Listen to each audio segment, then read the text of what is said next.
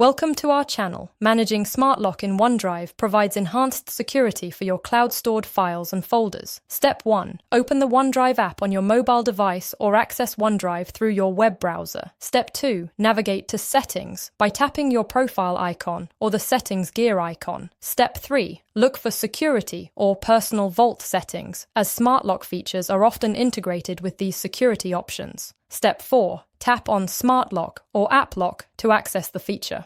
Step 5. Enable Smart Lock by toggling it on and choose your preferred authentication method, such as PIN, fingerprint, or face recognition. Step 6. Set the timeout period for when the lock should activate after the app is closed or inactive. Step 7. Test the Smart Lock feature by closing and reopening OneDrive to ensure it prompts for authentication. Step 8. Manage which folders or files require Smart Lock protection by configuring personal vault or folder-specific security settings. Don't forget to like this video and subscribe to our channel.